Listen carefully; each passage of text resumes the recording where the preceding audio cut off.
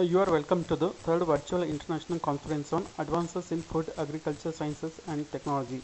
Today I am discussing about the seasonal variations of the leaf biochemical constituents of the Robusta coffee by different nutrition management practices.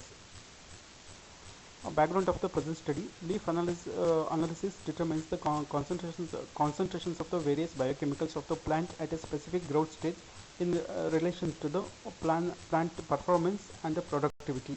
Hence, the current study was carried out to know the influence of the organic and INM practices on the leaf biochemical compositions of the Robusta coffee.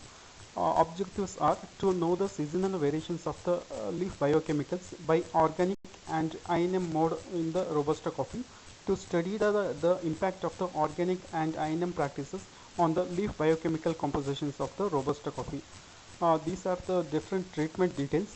It's having the 9 different treatment. T1 is the absolute control without any organic or inorganic manures, whereas T2 to T5, those all 4 treatments are having only organic nutrition, whereas T6 to T9, all those are having the integrated nutrition management practices. In both organic and inorganic or integrated nutrition management practices, there are different treatments which are varied with the shade pattern and the irrigation schedules. Whereas thick shade is considered as 50 to 60% of the canopy, open shade is considered as 25 to 30% of the canopy. Irrigation, that is one is for blossom and backing irrigation, and another is the winter irrigation. The third pair of the representative leaf samples collected from the all 9 Robusta coffee estates by the adopting the standard method of leaf sampling. Leaf samples were collected during the pre-monsoon and the post-monsoon, that is March, April and the September, October months from the experimental blocks, to know the seasonal variations of the different biochemicals as impacted by the organic and INM mode of nutrition.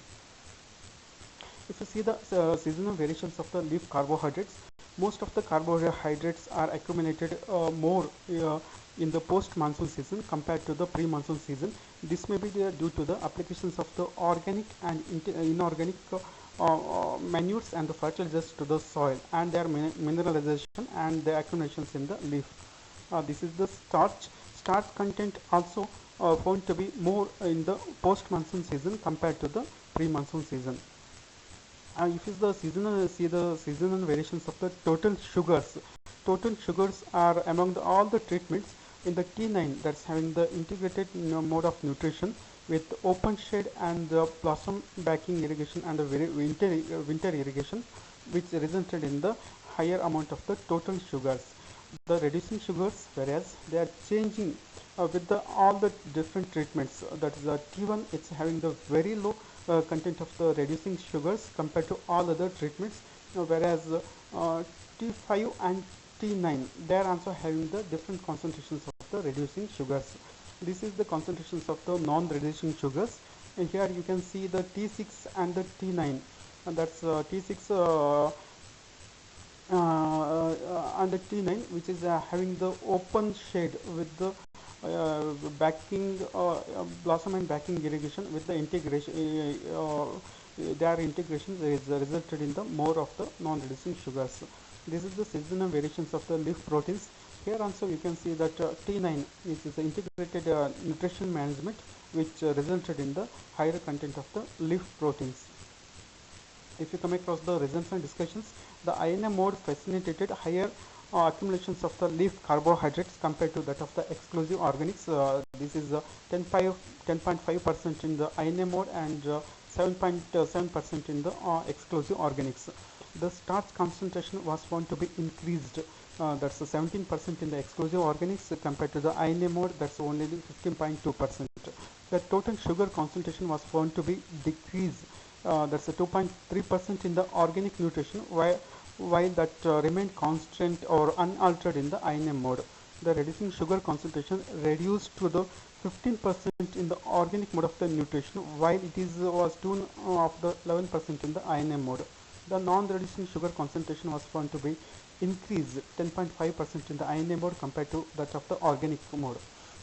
The protein concentration was found to be reduced in both modes of the nutrition. However, the reduction was relative more 9.2% in the exclusive organisms compared to the INA mode. These are the impacts which we can see in the seasons and the different mode of the nutrition. Conclusions: the formations of the photosynthesis was higher in the INA mode compared to that of the exclusive organics. The open shade was found to be superior compared to that of the thick shade in the synthesis and utilizations of the photosynthetics. Similarly, the winter irrigations at the specific interval throughout the dry spell was found to be better than the limited irrigations during the blossom and backing for the effective conversion into the photosynthetics. Thank you all.